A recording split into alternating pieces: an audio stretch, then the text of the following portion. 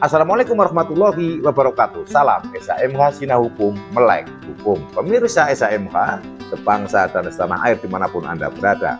Kembali lagi dengan saya pada video yang ke-389 dan kita akan membahas bagian kedua pada bab 35 KUHP baru, yaitu tentang tindak pidana terorisme. Kalau kata-kata terorisme lah sering sekali ya kita dengar itu kan, sejak adanya tindak pidana bom Bali itu kan, bom Bali di tahun 2000 ya, tahun 2000, kemudian berbagai macam di daerah-daerah dan berlanjut sampai kemudian juga banyak ditangkapnya pelaku-pelaku dan juga sampai dengan pelaku-pelaku yang saat ini sudah paham dan sudah sadar. Walaupun dulu saya masih ingat itu ya, begitu ada ledakan bom itu kan banyak juga itu tokoh-tokoh itu, wah itu nggak mungkin kalau orang biasa bisa membuat bom begitu, itu pasti ada aparat yang terlibat ini yang waduh, banyak yang ngomong seperti ya. Ternyata setelah diketahui baru terbelalak mata kita, oh ternyata memang banyak warga negara Kesatuan Republik Indonesia yang memiliki kemampuan dalam pembuatan peledak atau bom. Dan saya harapkan dan mudah-mudahan ke depan negara kita itu tidak ada lagi tindak pidana termasuk juga tindak pidana terorisme. Tindak pidana terorisme diatur pada pasal 600. Saya akan bacakan saja. Setiap orang yang menggunakan kekerasan atau ancaman kekerasan yang menimbulkan suasana teror atau rasa takut terhadap orang secara meluas, menimbulkan korban yang bersifat massal dengan cara merampas kemerdekaan atau hilangnya nyawa dan harta benda orang lain, atau mengakibatkan kerusakan atau kehancuran terhadap objek vital yang strategis, lingkungan hidup, fasilitas publik atau fasilitas internasional, dipidana dengan pidana penjara paling singkat 5 tahun dan paling lama 20 tahun, pidana penjara seumur hidup atau pidana mati. Kemudian ini juga mengkait dengan pasal 601, akan saya ulas sekalian, saya bacakan sekalian.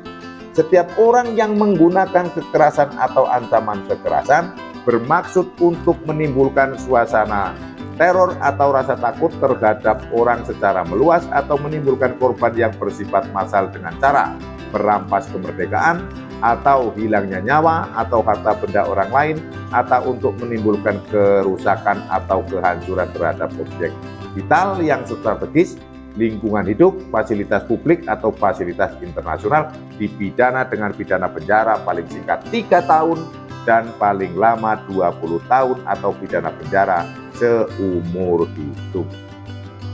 Ini kalau didengar dan tidak teliti seolah-olah bunyinya pasal 600 dan 61 itu sama, padahal tidak. Ini bedanya.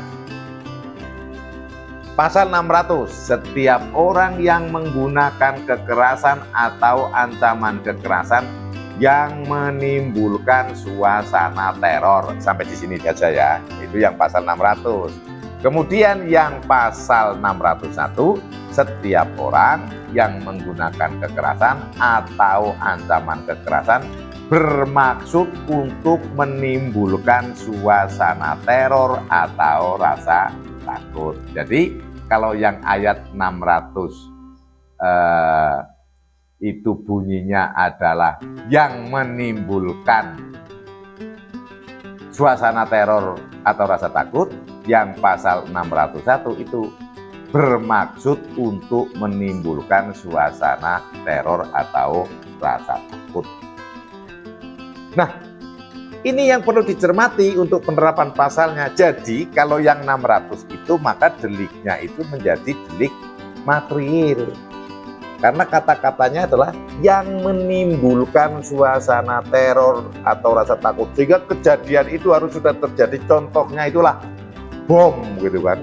Ada mall atau di alun-alun lagi banyak orang dibom gitu kan. Nah jelas langsung ini kan menimbulkan suasana teror dan jelas menimbulkan rasa takut. Itu pasal 600. Kalau yang pasal 601, setiap orang yang menggunakan kekerasan atau ancaman kekerasan bermaksud untuk menimbulkan suasana teror atau rasa takut. Berarti itu bomnya nggak meledak atau belum meledak. Karena baru maksud aja, ancaman kekerasan katakanlah kan, telepon kepada sebuah instansi aparat penegak hukum bahwa di lokasi konser ini sudah saya pasang bom. Nah itu kan seperti itu kan. Nah, kan dia akan saya ledakan, itu kan ancaman kekerasan, ya enggak? Kan kekerasannya belum terjadi, bomnya belum meledak. Nah, namun kan tujuannya adalah supaya suasananya terteror, suasananya gaduh atau balau takut. Ya teror itu apa sih ya? Gaduh, gelisah, galau, takut yang meluas, itu kan teror. Mau kemana-mana takut, jangan ke sana, jangan ke tempat keramaian, nanti ada bom, wah akhirnya nggak jadi lagi. Jangan ke sana, jangan beribadah, nanti ada bom, nggak jadi lagi beribadah. Itulah terteror. Jadi mau di rumah saja, nanti kalau bomnya dibawa ke rumah, takut lagi kan gitu kan. Jadi teror itu ya sebetulnya rasa takut, namun yang menurut saya lebih gitu, mau ngapa-ngapa takut gitu. Orangnya menjadi tidak tentram. Nah, kalau yang pasal 601 ini bermaksud, sehingga kalau pasal 601 ini itu kejadiannya belum terjadi, hanya maksudnya saja, wah itu waduh teror, sehingga ini adalah formil. Kalau yang 600 yang menimbulkan suasana teror material, ini maksud. Nah, ini banyak unsurnya sama, selebihnya itu pasal 600 dan pasal 601 terhadap orang secara meluas, orang banyak, menimbulkan korban yang bersifat massal, ya korbannya itu banyak, mau meninggal, mau luka-luka, tapi juga banyak. Dengan cara merempaskan kemerdekaan, misalnya diculik, ya. Suatu kelompok diculik semua, misalnya 200 atau 100 gitu kan. Tuh. Kemudian hilangnya nyawa, mati, ada yang mati tadi, harta benda, ini komplit sekali unsur-unsurnya. Hilangnya nyawa atau harta benda, ada harta yang hilang, untuk menimbulkan kerusakan atau menghancurkan terhadap objek vital yang strategis, gampang ini banyak, air minum, bendungan, dam yang besar-besar, gardu-gardu listrik, atau instalasi bandara internasional, pelabuhan, banyak sekali, kantor-kantor telekomunikasi, kantor-kantor berita, kantor-kantor ya banyak kan, militer, sipil, itu banyak yang objek vitalnya strategis. Lingkungan hidup lah, ini lingkungan hidup ini ya bisa jadi dikasih virus, sebuah mata air atau sungai yang nanti sungainya sebetulnya digunakan untuk keperluan sehari-hari oleh di sepanjang area, dikasih racun misalnya, termasuk teror. Fasilitas publik banyak sekali, sudah saya sebutkan tadi, termasuk bandara.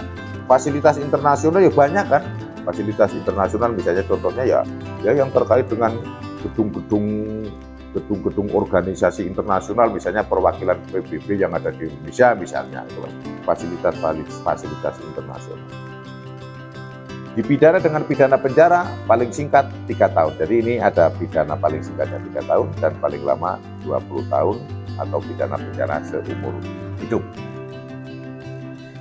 Saya pikir cukup mudah, cukup bisa dipahami. Jadi kalau yang pasal 600 terorisme ini material yang menimbulkan suasana teror atau rasa takut sehingga akibat ini sudah terjadi.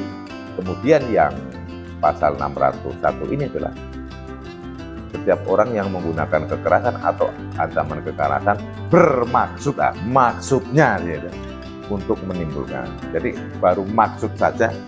Ini supaya jangan sampai kemarin ya kan ada perdebatan kalau apa baru niat itu belum bisa dipidana. Terorisme itu kan seperti itu, menjadi perdebatan itu. Ada juga malah sampai seorang guru besar atau dosen itu malah kayak apa, dengan alasan ini itu kemudian dia setengahnya kayak membela si terorisnya gitu kan. Ya itu saya pikir di dalam dunia hukum sah-sah saja menurut saya. Namun kalau dalam dunia apa ketatanegaraan kayaknya kok kayak sebetulnya mereka itu ikut kemana sih kan gitu kan. Ikut kemana sih kan gitu kan. Dan sudah jelas-jelas memiliki bermaksud untuk menimbulkan suasana teror, masih ada menyalahkan juga kepada menyalahkan negara. Kalau menurut saya tidak hanya aparat negara, tidak hanya aparat penegak hukum, kalau menurut saya menyalahkan negara. Bermaksud untuk jadi ini baru memiliki maksud saja. Kalau yang di pasal 601 itu bisa dipidana. Menurut saya ini ada perluasan ya, perluasan supaya negara kita dalam situasi kondisi yang aman. Kemudian juga saya pikir juga kepada seluruh pemirsa SHMH kali ini juga saya perlu mengajak, marilah kita tidak perlu ada pertentangan, tidak perlu ada teror lagi kan gitu. Kasihan warga masyarakat kan yang terkena imbas hanya karena mungkin adanya suatu prinsip-prinsip tertentu yang dipegang oleh kita, namun kita merusak banyak hal gitu. Ya, andai kan ada perbedaan, saya pikir tentunya juga ada salinan-salinannya. Kemudian bukan salinan, ada saluran-salurannya gitu kan. Secara yang secara hukum itu berlaku. Andai kan kok belum tercapai, kalau menurut saya, kalau memang memiliki ide-ide tertentu, ya silakan untuk membangun negara kesatuan Republik Indonesia, bisa menjadi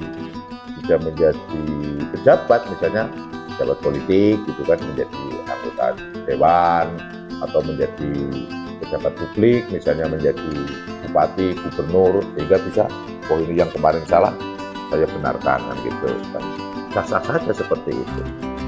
Asalkan tujuannya adalah menciptakan kebaikan bagi negara kesatuan Republik Indonesia, kalau menurut saya sah-sah saja. Daripada kalau sampai melakukan kayak gini kan, yang dimaksud di pasal ini kan jelas menimbulkan suasana teror dan rasa takut. Dan bisa jadi yang terteror dan yang menjadi rasa takut itu termasuk dari saudara-saudara pelaku itu. Saya besar harapannya supaya negara kesatuan Republik Indonesia aman, tentram, kondusif, maju juga, pinter-pinter warganya. Maka ya ini salah satu visi dari SHMH adalah mencerdaskan kehidupan, turut serta mencerdaskan kehidupan bangsa, dan visinya adalah mereview KUHP. Itu yang bisa saya sampaikan pada video ini. Kita membahas pasal 600 dan 601.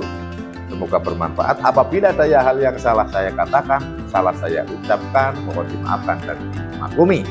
Kemudian terima kasih sudah menonton seluruh video SHMH dari video pertama sampai video yang ini dan seterusnya, dari awal sampai akhir. Jangan disimpul agar tidak gagal paham. Salam SHMH, Sina Hukum, Melek Hukum. Wassalamualaikum warahmatullahi wabarakatuh. Terima kasih.